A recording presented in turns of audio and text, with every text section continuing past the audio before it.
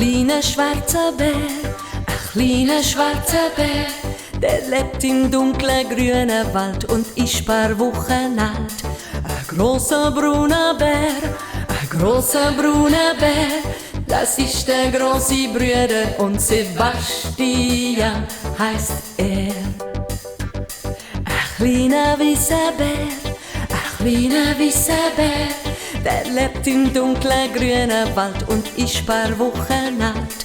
Ein großer starker Bär, ein großer starker Bär, das ist der große Bruder und Sebastian heißt er.